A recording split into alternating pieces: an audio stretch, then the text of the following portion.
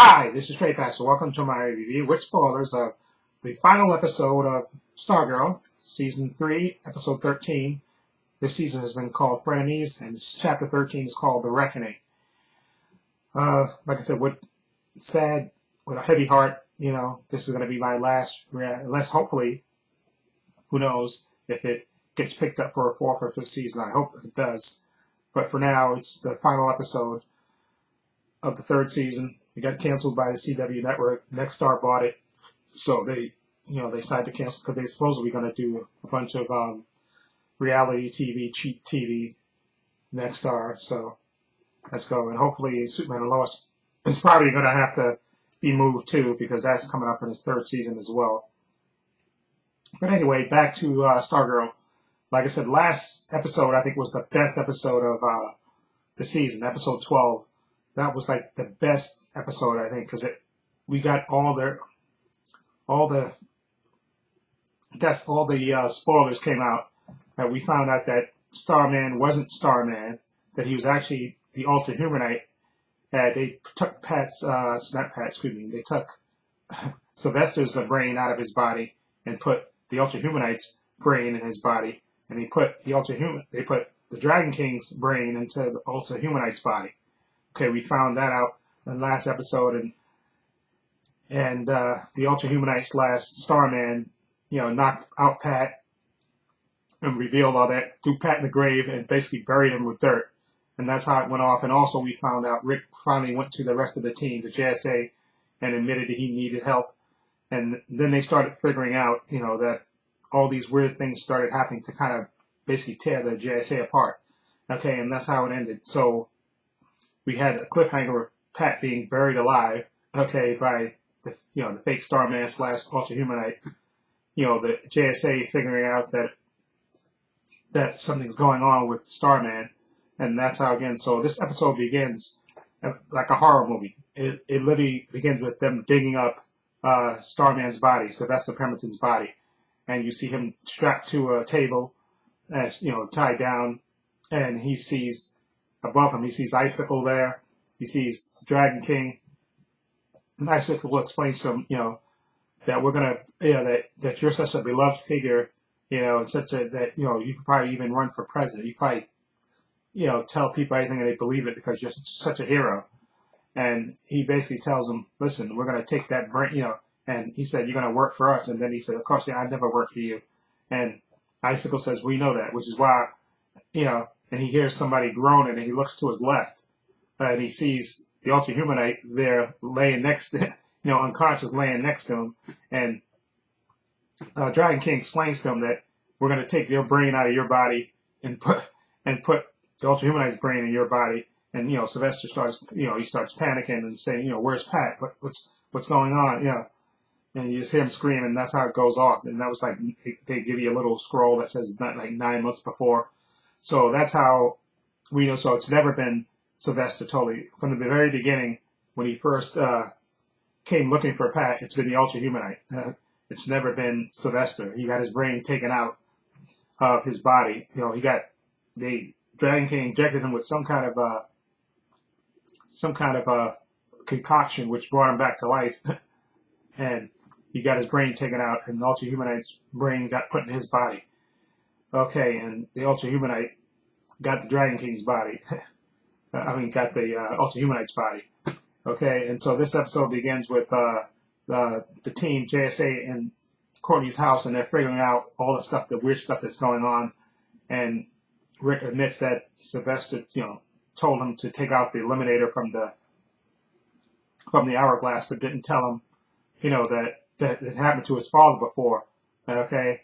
And then Yolanda says he also told me to stay on top of Cindy and don't let up on her.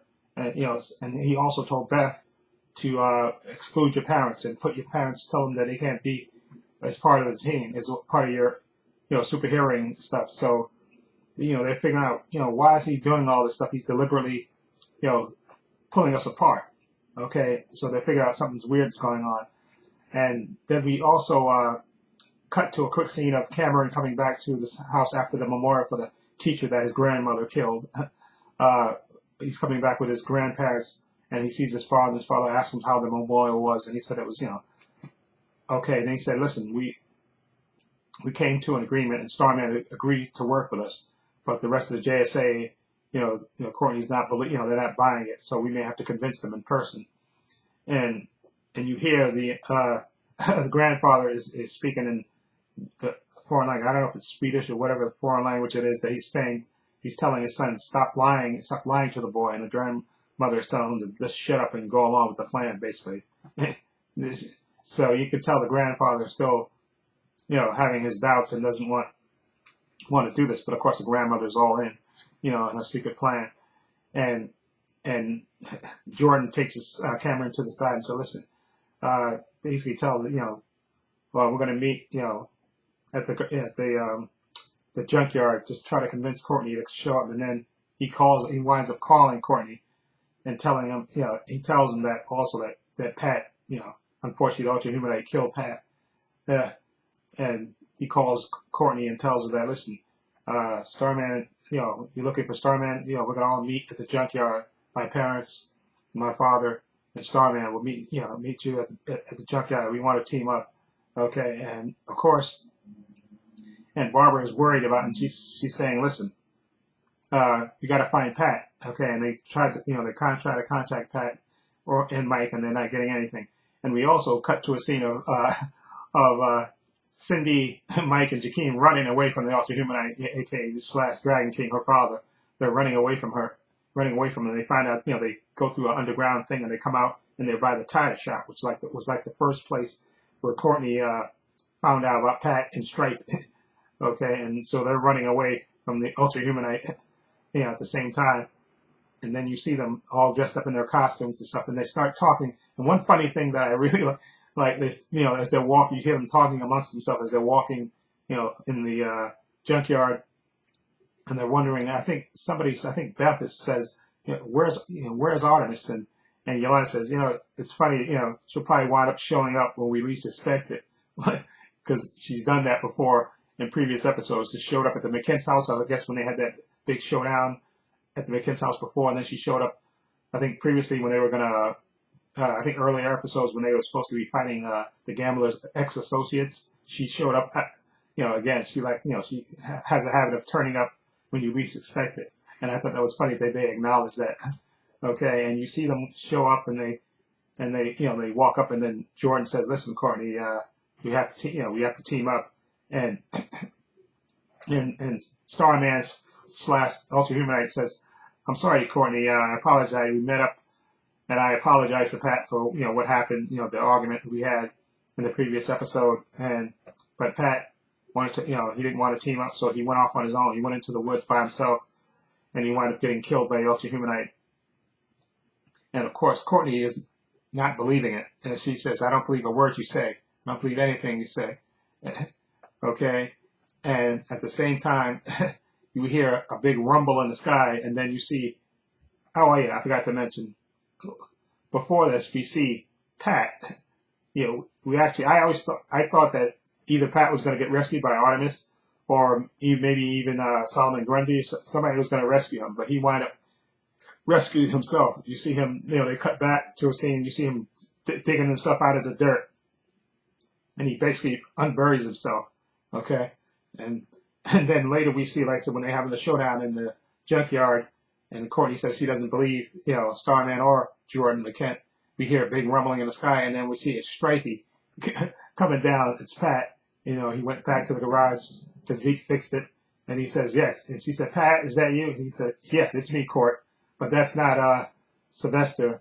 That's the Ultra-Humanite, okay? And the Ultra-Humanite just loses and says, Stripey, why can't you die? And then he attacks him, and he starts attacking him, and then it's basically the young JSA versus the McKents, all of the McKents, I guess all four of them now that they're there. Jordan, his two grandparents, Jordan, his parents, and Cameron.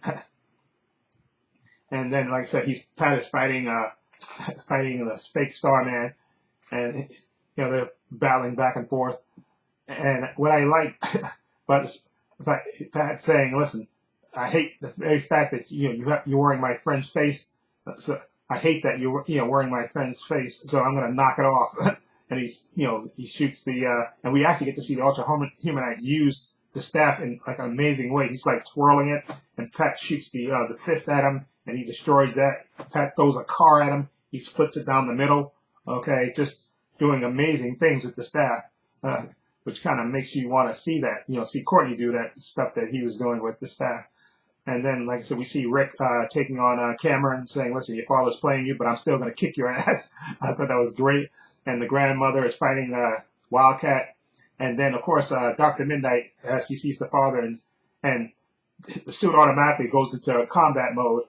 But she tells him, listen, she senses, I guess, it has a thing that it could read the grandfather's feelings. And so she can sense his hesitation. And she said, listen, I don't want to fight you, and I don't think you want to fight me. And he says, yes, I don't want to fight you. We have to stop everybody else. And then we see the grandmother come along and said, you better fight or I'm going to kill you too. And then we see Yolanda come by, and the grandmother shoots one of these ice bolts at her, and it hits one of these cars that's sitting on the top, and it crashes down and lands on the grandmother and squashes her, which I thought was absolutely hilarious. She wound up killing her own self. Okay, and it's funny because Yolanda said, that wasn't me. I thought that was funny because he thinks everybody's going to be looking at her, but that was funny. And then, of course, we see Pat. Basically, Starman / Ultra-Humanite is basically destroying Stripey. Pat is trying to fight back, but he's destroying it with the staff, destroying it left and right. And Courtney is trying to fight Jordan. And Cameron he's kind of, like I say, he was fighting Rick. And then he kind of pushes Rick to the side, and he tells us, well, he doesn't really want to fight Courtney. Okay, but then we see he actually pulls Sylvester, Pat out of Stripey. He just, like I said, basically destroys it. Okay, and then that's when Courtney she gets her chance, and she goes to this is what I find out. Her mother, Courtney's mom, Barbara, comes when Jordan is getting ready to attack her again, and uses the arrow from Tigress. And shoots Jordan with it in the arm, shoots him in the shoulder with it, and says, stay away from my daughter. Okay, and I thought that was real cool that she showed up, and she actually used the training that she got from Tigress. I thought that was nice. That was real cool. And then we later see Courtney goes to, and Barbara gives her like a pep talk and tells her, listen, Courtney, the reason you didn't, that staff doesn't belong to, to fake Ultra-Humanite, the fake Starman. She basically convinces her, listen, you're Stargirl, okay? The only reason it only went to him because you believed that he was the real Starman. But now that you know that's not true, and then so she goes to help Pat, and she says, you don't deserve the staff. The staff doesn't work for you. And then it just goes off. Right in the middle of the fake Starman, it goes off. It powers down. You say it belongs, but I'm worthy of it. And then it goes to her. And then she basically slashes him, and Pat tells her, "I got this." And she goes back to fight, the icicle, and Pat is battling, the fake Starman. So that's because he doesn't have the staff anymore. So they start fighting back and forth, and eventually Pat gets the upper hand, taking a piece of rock and just knocking the fake, Starman Ultra-Humanite out. Okay, and then we also see Stargirl. She starts, she's beating the crap out of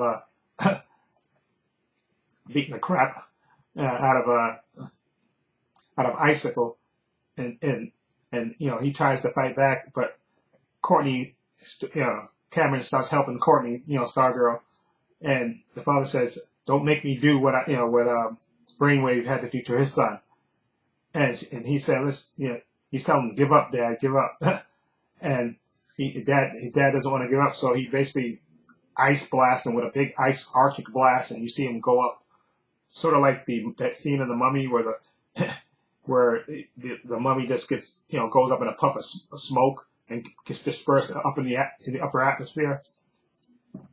And so the fight is over, and Courtney tries to go to Cameron, and Cameron says, "Listen, he has a grandfather now."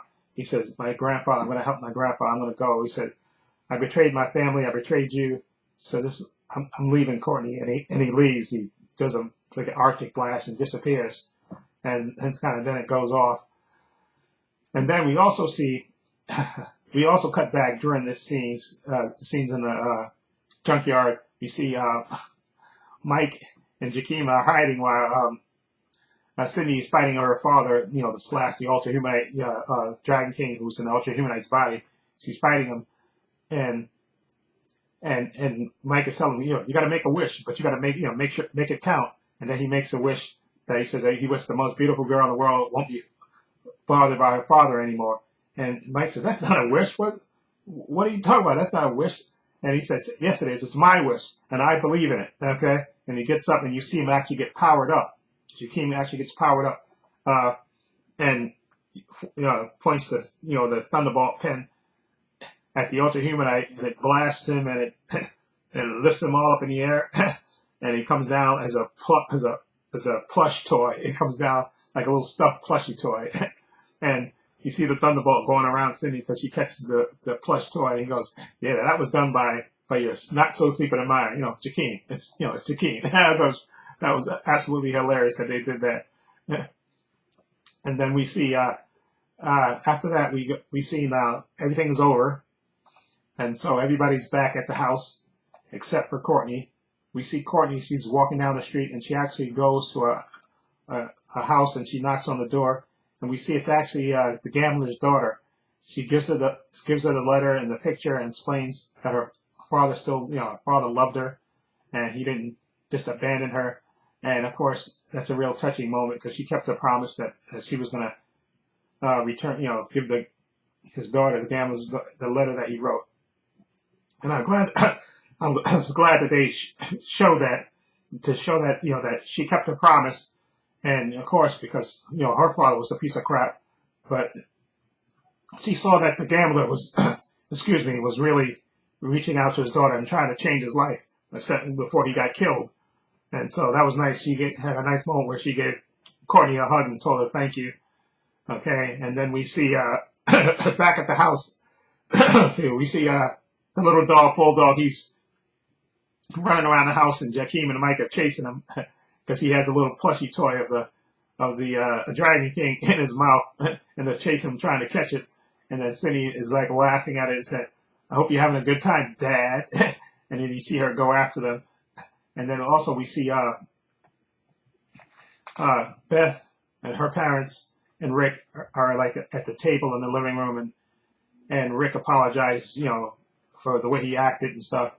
And then of course he said, "Beth, now it's your turn." And she gets up and she apologizes to her parents for telling them to stay out of her business and that she really wants them. And they said, "Do you want us to be your sidekicks?"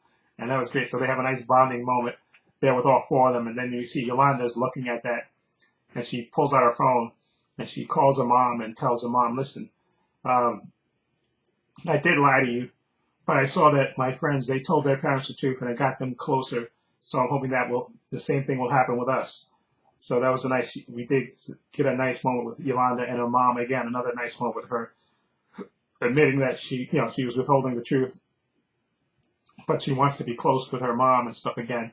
So I thought that was a nice bonding moment. And we also see Pat and Barbara looking at everybody all happy.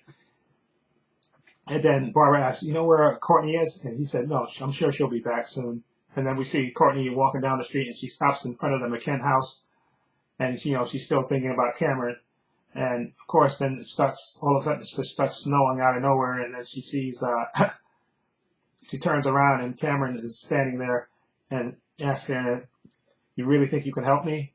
And you see the great expression of love on her face, and she runs to him and hugs him, and they hug each other. And that's a really sweet moment that that he came back, okay, to be with her, okay, because that's what she wants, and it's just a great feeling that she finally gets somebody that loves her outside of. Oh yeah, there's another great moment that I missed. That was earlier in the episode after the big fight in the junkyard, where Courtney and Pat are in the basement, and they have the staff decides to not go into the fake, nice fancy booth that the fake Sylvester built for him. He goes back into the crate that he had before, and then Pat and Courtney have a nice moment where she says, "I heard what he said to you downstairs, when y'all were arguing before, and he says, listen, and I heard what you said to him upstairs about me and stuff, and you know how Courtney was basically saying Pat's our hero, and then Pat's her dad. Okay, so we have a nice bonding moment there where they hug, and Pat did hear when she says she considers Pat her father, and I thought that was really sweet that we got that nice moment with her, that she actually considers him her father. I thought that was really sweet. And then we get another scene 3 months later. We see it's in like Copenhagen, and we see Jordan McKent, who actually survived that attack by his son. We see him walking down the street, walking down an alley, and then all of a sudden he steps into this sticky substance that looks like some kind of glue. And then we hear somebody's voice like high above, and then we see it's Artemis, and she's saying that's some kind of poly substance that my father used to make his hockey pucks. Okay, and he said basically, and she says, listen, real stat, you can't freeze your way out of this. And you see her light a torch, and she throws it down, and all of a sudden it ignites, and he basically, Jordan McKent basically burns up. He starts screaming, and he's on fire, and he's trying to freeze himself out, but it's not happening. He basically, you see him just basically burns to death. And you see, again, Artemis she's up there, and she takes off the mask, and she has the makeup on and stuff. She says, she said, you're not escaping this. You're not coming back from this. And I thought it was a nice moment. We got to see she got her revenge, which I wanted that to play out, that she would be the one to get her revenge for her parents. I thought that was really sweet. Okay. And then we get a flash forward. They flash forward, since this is the last episode, supposedly, which I hope it's not. We get a flash forward 10 years. We see somebody giving a tour, and it's happens to be the Shade. He's giving a tour of the new JSA, and he's talking about all the members and stuff, how Star Woman now, and how Our Man and Dr. Midnight are getting married, and he's going to be presiding over that wedding. And he talks about all the other members that have joined and stuff, just giving you a great history of their adventures and stuff. And then we get a nice appearance at the end by Jay Garrick, the Flash. He comes flying through and tells Shay, listen, the JSA needs you on another mission. And let's go, my friend. Since he says, you're a member too, so let's get going. And he says, does it never end? He said, the mission never ends. He said, does it ever? And then it goes off, and then we see not the end. That's the last scene credit that you see for the show, and that's how it ended. And I'm praying that maybe even when James Gunn and Peter Safran announced their slate for DC Studios, that Stargirl gets revived, that it gets picked up by somebody, whether it's HBO Max, whether it's Netflix, Amazon, Hulu, Apple. I don't care who it is. I just hope somebody picks this show. This show's just way too good to be canceled. I just pray that happens. So, but they wrapped it up in a really nice way. This was a really nice episode, tied up all the loose ends, and gave you even a flash forward into the future. And I'm hoping when we get the DVD of this season, the Blu-ray of this season, because they said they shot two endings. The ending that we saw, and then another ending, like if there was going to be a season 4. So, because I want to see what that is, and hopefully, I'm praying that the show gets picked up by somebody. Okay, that I don't care who it is, as long as it gets picked up. And also, an FYI, Stargirl should be guest starring. She has a crossover with Titans, because we saw the behind-the-scene picture of her, the actress that plays Courtney, with Jeff Johns, and the director, I think, of the Titans, and Ryan Potter, who plays Beast Boy. We saw a behind-the-scenes picture of her, so she's supposed to appear on the Titans this season in a crossover. So we got that to look forward to, but I'm hoping it's pretty soon, because I think next week James Gunn and Peter Safran are supposed to present their Bible to the David Zaslav. So hopefully that leaks and we find out which shows are getting renewed and stuff. And hopefully, because he wants everything to connect, so I'm hoping that he says keep Stargirl around, keep Titans and also Doom Patrol, keep those shows around, and Superman and Lois. Okay? That's what I hope that happens. Anyway, let me know what you think of this finale of Stargirl. Hopefully, it's just this season. Hopefully, we get season 4, and I want a couple of more seasons out of this, because I know they said Jeff Johns had like a 6-season Bible. He had it plotted out for like 6 seasons.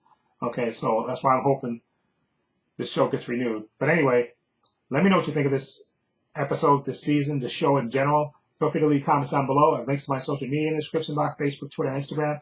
Also have a link down below to my Patreon. Again, my Patreon's only $5 a month. I have tons of content on there, tons of unedited content on there. Everything like even Stargirl on there. I got Titans, Doom Patrol, The Flash, The Boys Season 3.